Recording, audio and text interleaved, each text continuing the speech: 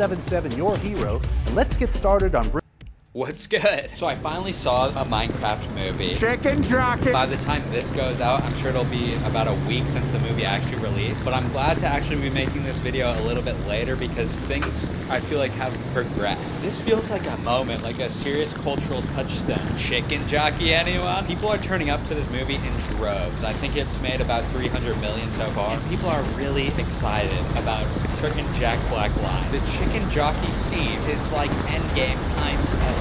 Some people are happy just because they like the movie. Some people are happy because they love the memes and think it's the funniest thing ever. But nobody's waking up with a bigger smile on their face than the studio executives. When I look at what's going on with this movie, all I see is the money. And of course, on the exact opposite of that spectrum is the movie theater employee. Anyone working at an AMC right now is probably having the worst week of their entire life. We're gonna get into all that. Before we talk about all that stuff though, I wanna just talk about the movie itself because that's kind of funnily the least interesting part about all of this. But yeah, first let's do a little review of this movie. I see this sentiment going around that it's just like, critics can't have fun with anything, you guys. This movie was epic. I don't know what to tell you. I know a lot of people are saying, is it a blast and a half? Is it gas fire flames? And on the other hand, is it pure and utter from a dog's ass? The highest praise I can really give this movie is that I wasn't bored and I wasn't like dying to leave. So take that as you will. Also keep in mind, I'm a grown man. If you take your little nephew, your little child to this movie, they will probably go cross-eyed, shit their diaper, and after the movie be like, damn. They can make movies that good. That was insane. One thing that kind of struck me about this movie is that a lot of the times it seemed like they didn't care at all. Many scenes it seemed like they did not bother to do like more than one take. They did not give Jack Black a character in this movie. I know everyone's already said it, but he literally only exists to say things from Minecraft. That's an Ender Pearl, that's Netherwart, that's a villager. That's all his character does. I feel like Jack Black realized Hey, this. buddy, Like, if you want to feel the power pumping through your veins, call me and I'll hook you up with my juice. Like it's funny dialogue. So there's like a part where he shows them his treasure and he just goes, "That's my treasure." I'm not new to Jack Black either. Okay, School of Rock is one of the great masterpieces ever crafted by human beings on this planet. I understand this is what he does, but when that's the only thing, it feels like he's doing a parody of himself. It's a Jack Black parody of a Jack Black movie. Then you got Jason Momoa, which for all intents and purposes, I feel like he's the main character of this movie. You also got this boring ass kid, but who cares? And then Jason Momoa is also just doing the same thing, like just trying to say stuff in a funny way. Just seemed like the director didn't care and it was just like, just do whatever. There's this scene where Jason Momoa is on this bridge. He's supposed to spin around and kick all these little zombie pigmen, but he like just does it in a way where like he doesn't lift his legs up high enough and it just looks like complete dog shit. I don't even think the VFX artist could get it in a way to where like his feet connected with the pigmen. I just can't believe they didn't have like a better take than that. You got the Lava Chicken song. If this was the route they were gonna go, I genuinely believe they could have gotten the same result by just putting them in actual gameplay of Minecraft. Like forget all the weird hyper-realistic textures and stuff they put on everything. Just put them in footage of Minecraft. It would have been the same movie if not way better. Anyways, there's other characters, the boring kids, like I said, the lady from Orange is the New Black, who they gave literally nothing to do. Jennifer Coolidge straight pillages a villager. So this was directed by the guy who did Napoleon Dynamite, and you can kind of see some of that in here. Apparently he thinks tater tots is the funniest thing in the world. But yeah, this just felt like a paycheck for everyone involved. And trust me, they're seeing the money signs. I went and saw this movie with all my roommates on cheap movie I Tuesday. don't like The theater your wasn't face. too full, but I was still really worried about what was going to happen idiot. based on everything I've been seeing online. I was fully expecting to be picking popcorn up out of my hair, seeing kids throw sodas at the screen, having every one of Jack Black's lines just repeated out loud. Clinton jockey! I was genuinely worried that a 14-year-old kid behind me would hear the words chicken jockey, then chuck his red slushie at the back of my head like a major league pitcher. Shockingly though, nothing. Legit, there was not a peep in that movie theater, even during the chicken jockey. I almost felt like it was just me and my roommates snickering a little bit at Flint and Steel and those type of lines, just waiting for something to happen and then nothing did. The only thing that did happen is that applause did break out at the end of the movie, which was crazy. And then when I walked out, I was a little disappointed. I really felt like I missed out on something. But no, looking at these videos online, I think I got off pretty lucky. People have been reacting to the Minecraft movie. How I can only imagine people were reacting in the Roman Colosseum. Someone got their head chopped off by a sword and their intestines ripped out by the jaws of a tiger. People are jumping, throwing popcorn, chucking soda. It's been escalating to the point where people are bringing confetti blasters into the theater, getting on top of their friends' shoulders to be the real-life chicken jockey, bringing a real chicken into the theater, getting in fights, throwing up on the ground. In one theater, someone actually went into the projection room and actually pile drive the projection and off the top rope and into the rows of seats. Okay, I don't know if that one actually happened, but it probably did. People have been getting kicked out of the theater, getting arrested. Cops have had to get involved in many theaters. A lot of people I see are looking at this like it's Barbenheimer, just like a fun cultural moment. And I see that. I'm not saying it's not funny, until Mr. Beast got involved. But I'm looking at this through the eyes of a minimum wage worker. Call me old head, call me unk, or whatever AAVE that Gen Alpha is using these days to refer to people in their 20s. But this performative, how much of a gigantic mess can we make just for the hopes of making a viral video is pretty apt. But a lot of people don't agree with me, right? I've been seeing comments. One person who worked at a theater saying, hey, this isn't funny or fair if you're the one who actually has to clean this up. This sucks. Just get literally ratioed by saying, when workers have to do their work. Oh my god, maybe this is a wrong take, but I don't think it's the movie theater employee's job to clean up after you when you bring in toilet paper and eggs to trash the theater. 20,000 likes on TikTok. But who am I kidding? Let's be real. I mean, chicken is already gross. I think you should be allowed to shit in your diaper and chuck it at the screen. Just hit food. I think it's fully grown adults. Like, keep escalating, who knows where we'll be. With the TikTok likes, you gotta throw a Molotov cocktail at the screen during Lava Chicken. To wrap this up, I want to talk about how I'm a little scared where this is gonna lead the movie. Obviously, money-wise, the IP movie is always gonna hit, but this movie is just crushing, and not because it's good. If you've been watching the studio on Apple TV like I have, I'm sure you're just thinking Kool-Aid movie, especially with a Hershey's movie being announced recently with Alexandra Daddario. Great movies are still made and come out. Not that anybody sees them, but they're still made. But it's hard not to look around and just feel like movies are getting further and further away from being art. It was a time when movie made for kids didn't automatically mean steaming hot pile of dollars. I'm not trying to be a total doomer. I went to this movie, I gave them my money, and I had a good time. I'm just looking at this movie and the moment it's having. I'm just a little worried about a future in which you see the best gal to attend at the movies, but your only options are Super Mario Bros. 3, the Coca-Cola, McDonald's 2, Burger King, or of course, Minecraft in the multiverse of Roblox. And that's not really a future I want to live in. But hey, go see the Minecraft movie this weekend. Chuck a red slushie at the back of a grandma's head, body slam a movie theater employee to the ground, and enjoy the sweet, sweet sound of Jack Black saying, chicken jockey. Hold it right there! I hope you guys enjoyed this more casual video. I do want to do smaller, less scripted, less edited, music moves and stuff going on in between my favorite videos. I just have to think of a good name, like Quickie Review or J-Bites. You guys like J-Bites? Anyways, thank you. I love your patience. And until next time, I love you guys. Bye-bye. Chicken jockey.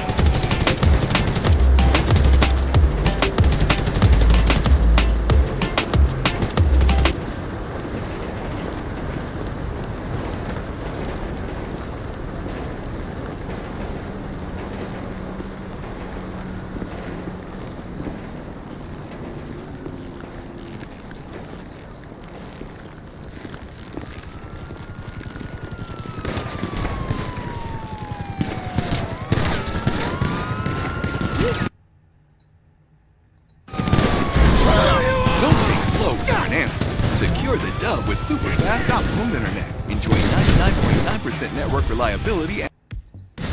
What's good? Welcome to another installment of J-Bites. I don't know if that name's gonna stick, but Andor is back. And I'm not even gonna beat around the bush, okay? This show is beyond goated. It's straight up gas fire. And yes, gas fire.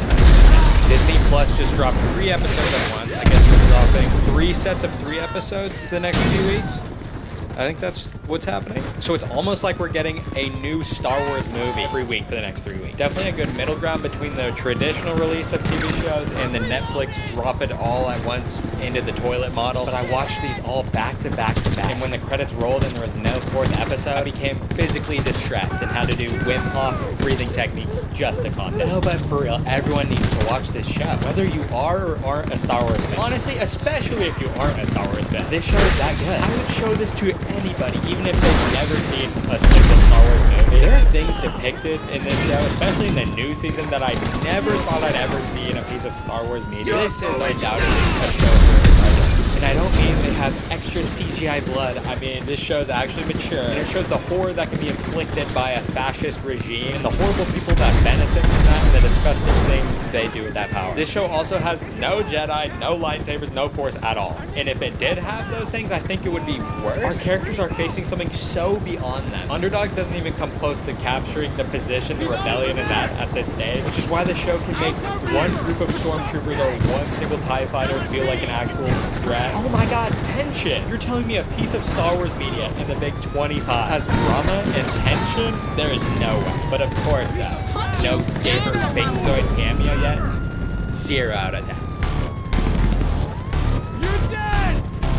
I'm just gonna share some thoughts on the show, and then towards the end of the video, we'll actually get into spoilers on the first 3 episodes. This show just has the sauce. The effort they put into cinematography, set design, blocking, lighting, acting, writing is so beyond every other show on Disney Plus that's come out under the Star Wars banner. It's actually laughable. It's so good that it just sticks out like a sore thumb. You can take one frame from Andor and compare it to like Obi-Wan Kenobi. Honestly, what happened with the Obi-Wan Kenobi show? Did film school undergrads make that show as an elective in their spare time? I can't even look at it, dude. Certain people and certain creators seem to be bitterly against Andor. I'm talking mostly Star Wars superfan man-children.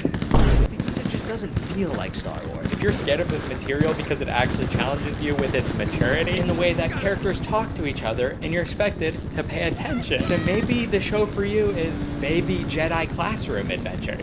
I'm joking, but I think probably one of the best things about Andor is actually that it doesn't feel like Star Wars, or at least the Star Wars we've come to know. This is not a fun adventure. This show can be really dour and dark at times, and it doesn't shy away from what this kind of regime is capable of, but I think it's important to stress that it's not edgy. Andor still has a rich soul at its center, and though things get bleak, there's always the theme of hope peeking through, as Cassian goes from someone nihilistic to someone who believes he can make a difference. It's also funny that it had to be the show, it had to be Andor that became the greatest piece of Star Wars media since Empire Strikes Back. The reason being, since it's Andor, they could actually take risks. Like if this show was called Obi-Wan Kenobi or Grogu's Day Out, they would be on a much tighter leash, not allowed to take any of the same risks. What I'm trying to say is, since it's a show about Cassian Andor, nobody gives a... So I feel like they got way more leeway with what they were actually allowed to try with this show. Now let's actually talk to episodes. If you haven't watched them, go watch them and then come back. Make sure you come back though.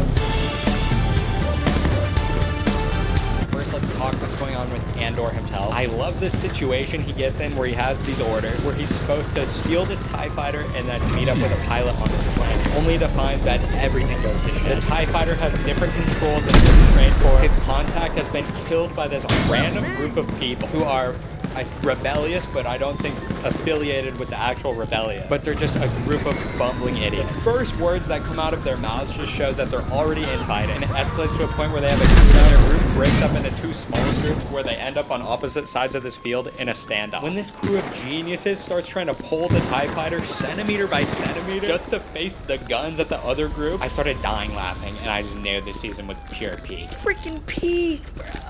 This plotline is intercut with Mon Mothma. It's such an incredible plotline because it shows she's willing to put her daughter in this awful arranged marriage that will give her daughter the same unfulfilling life that she assumedly had with her own husband, Perrin, who she clearly does not regret. All while navigating the situation with her childhood friend who's becoming a clearer and clearer liability. Nothing's going on but characters talking, and it's riveting. It culminates in this amazingly shot and edited Star Wars rave scene. You see this like DJ droid, she's taking shots. And I love just the expanding of what parts of the Star Wars galaxy look like that we've never seen. At the same time, Bix and Brasso are hanging out on this farm planet. In this plotline, we get by far the darkest and most uncomfortable scene in the history of Star Wars, period. And I think they're able to execute this scene with the maturity and gravity that what they're depicting deserve. Anyways, it's hard to believe this is still the same franchise as Baby Jedi Classroom. Brasso has an extremely unceremonious death scene. I mean, there's not much else to say. This show is just firing on all cylinders for me. I just think we're lucky to have this show. In many ways, we don't deserve it. It's just insane that in the same year as The White Lotus, Severance, and The Last of Us are all having seasons come out, I feel like possibly the best show out right now is called Andor. And these episodes just flew by.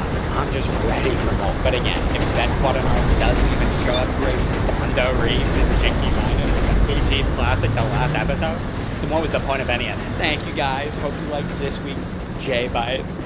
I hate that name. If you want to support me, my Patreon's in the description. That's all I got for this week. Bye-bye. Kissing. Love you. Holy shit.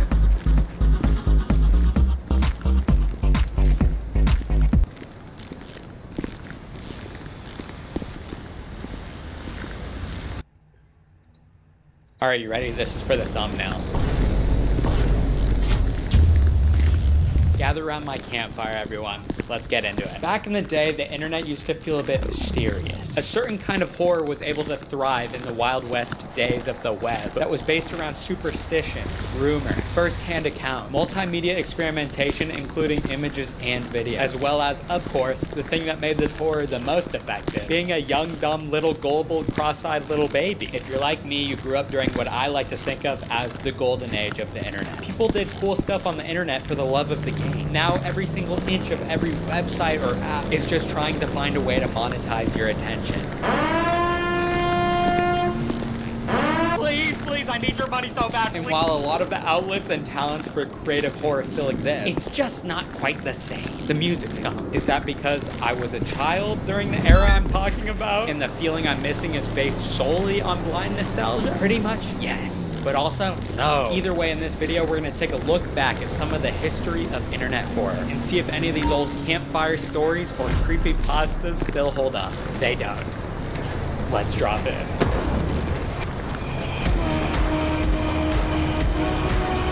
We gotta start at the beginning. I'm talking the turn of the millennium. While it's interesting to look at the dawn, I might glaze over this part just a bit because this truly actually was before my time. In 2001, a little horror story was self-published to the internet, credited by many to be the first creepypasta, and that is Ted the Caver. Before I go any further, I actually wanted to shout out Creepcast. I didn't know a lot about Ted the Caver until these guys covered it. And this video and the plethora of my TikTok skits kind of came from my rekindling of love for creepypasta, which kind of came from this podcast resurfacing a lot of this stuff for me. So yeah, not to glaze, but I've been known to stay up late at night creeping my cast. I'll just say that. Anyways, Ted the Caver was like an online diary that followed the misadventures of an amateur caver and his friend exploring a mysterious cave. Entries even included some pictures, but as was updated, the story became more and more horrifying until the author presumably died in the cave.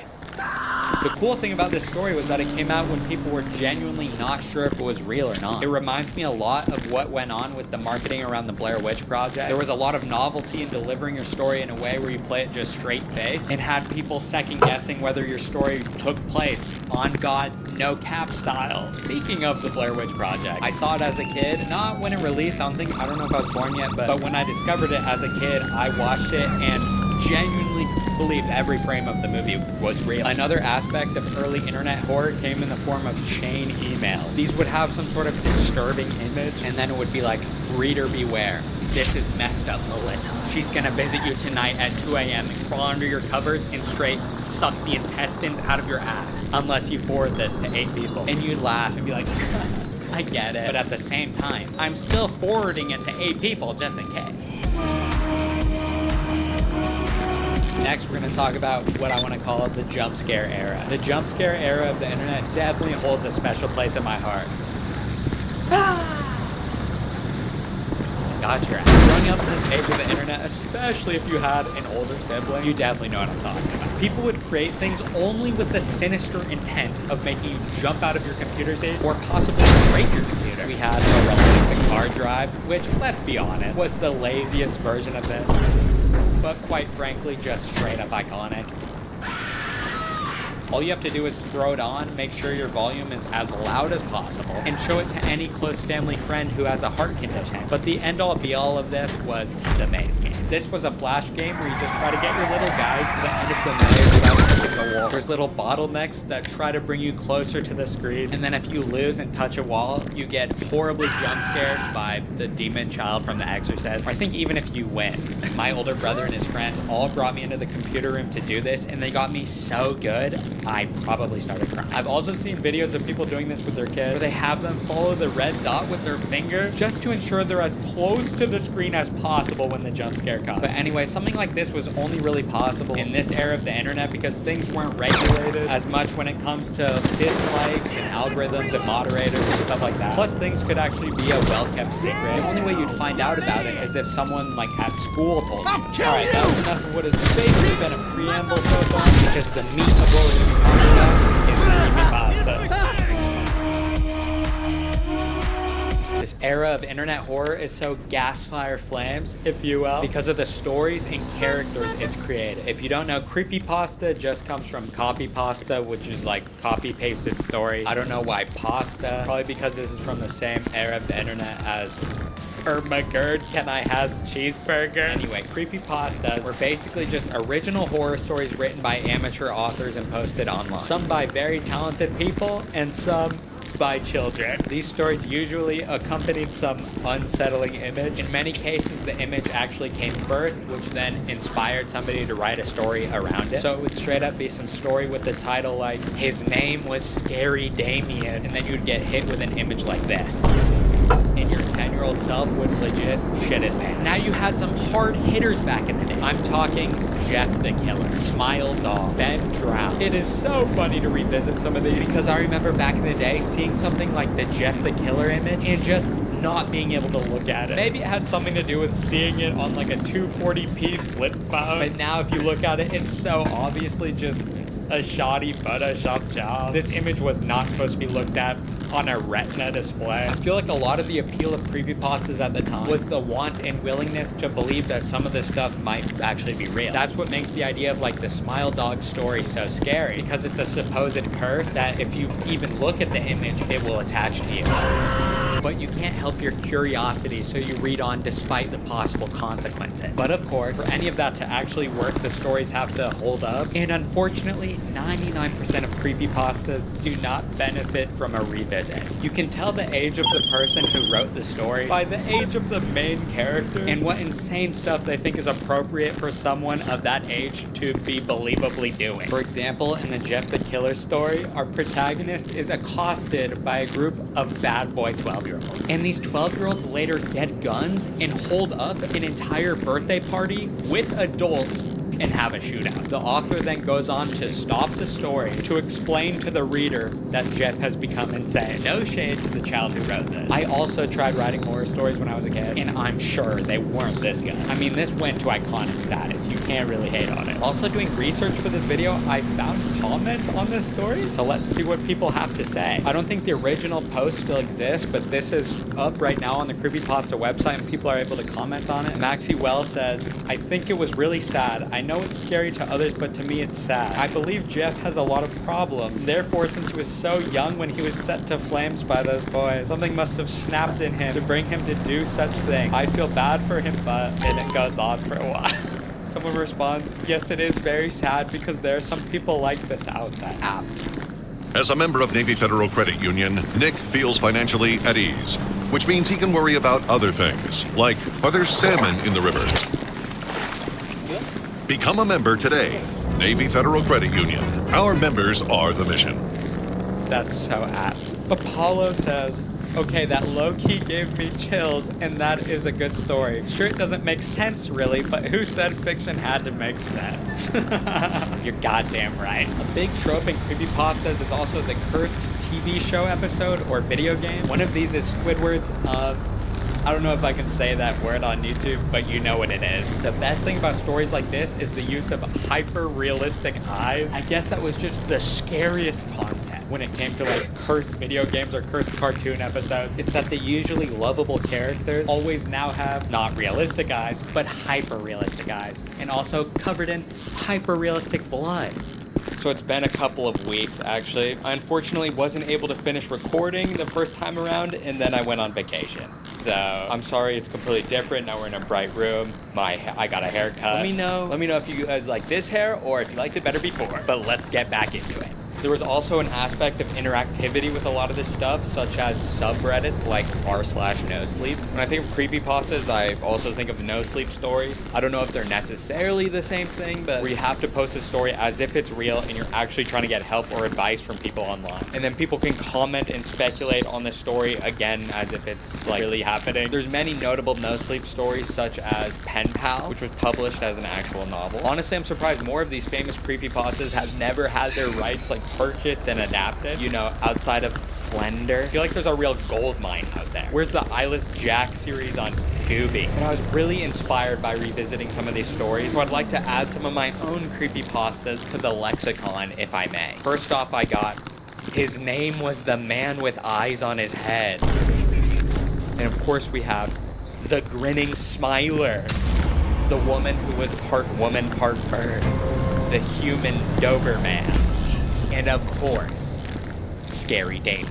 If you were traumatized by any of these wonderful stories growing up, you gotta let me know. Some other notable horror stories that are more or less creepypasta adjacent are like Herobrine, where someone claimed there was another player in their Minecraft single-player world that had whited out eyes. And he didn't even get a single mention in the Minecraft movie? What the jockey? There was also that one video of the red man staring at you for a couple of minutes. I remember a lot of kids being scared of that one. It's called Mariana Mordegard Flesdorf. The story goes that YouTube had to take this video down because the first 200 people who saw it gouged out their eyes and mailed it to YouTube HQ. How are they able to mail the letter after gouging out their eyes?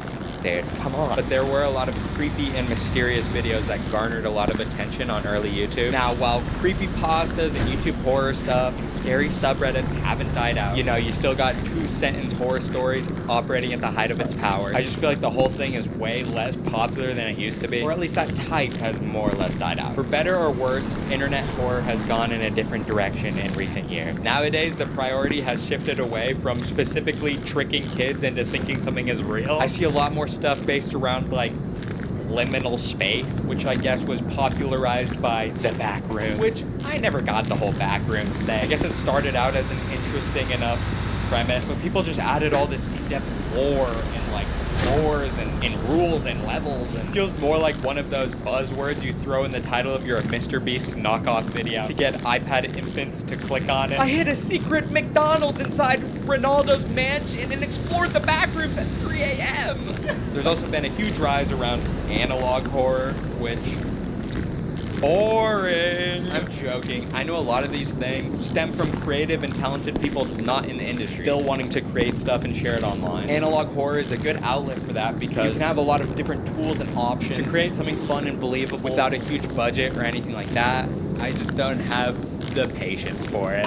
Internet horror is just not what it was back in the day. Am I just saying that because I'm not a kid anymore? No.